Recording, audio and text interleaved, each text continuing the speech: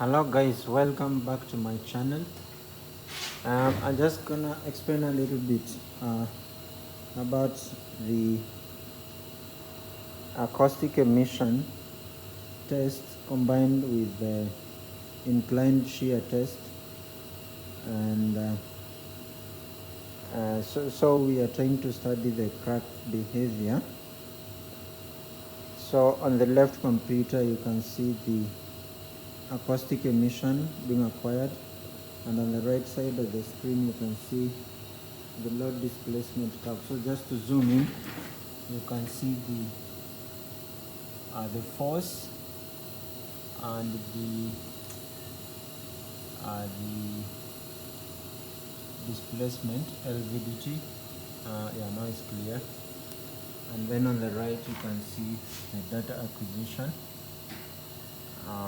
Yeah, the events acoustic emission is increasing. So just to explain a little bit, this is like a tunnel like shape. So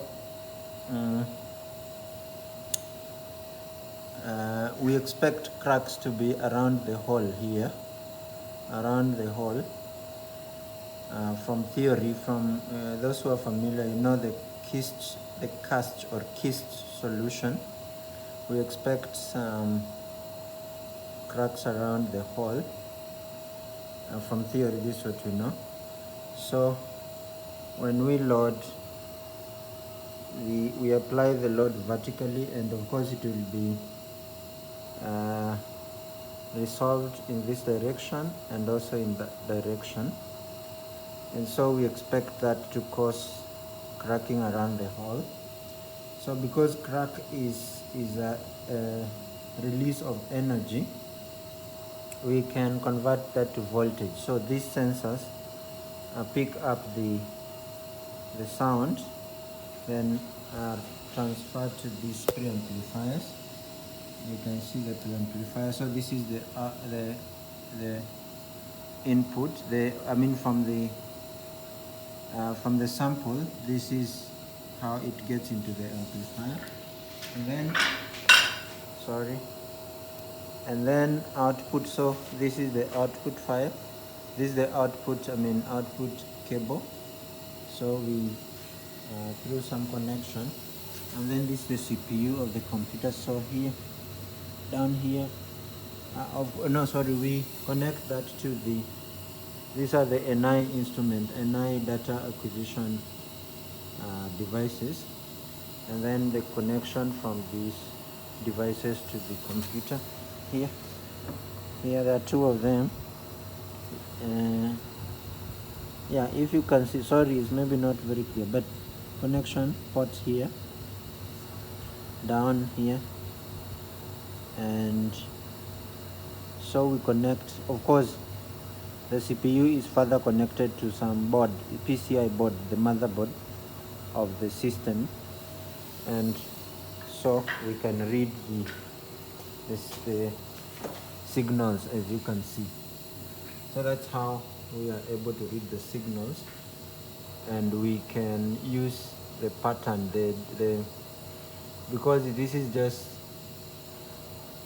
the waves have velocity, right?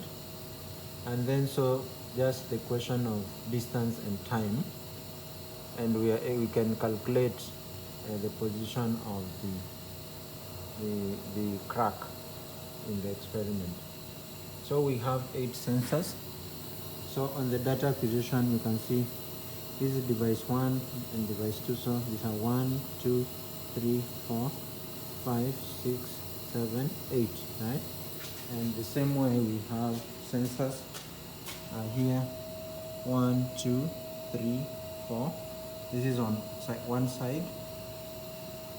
Similarly, we also have the preamplifiers 1, 2, 3, and 4. And the other side, on side 2 of the sample. So the other side we had 4, so 5, 6, 7, 8. and also to other preamplifiers, 5, 6, 7, 8. So that's the entire system, guys, and they are connected through the output. So this is the output, this is to the computer, and this is to the power source.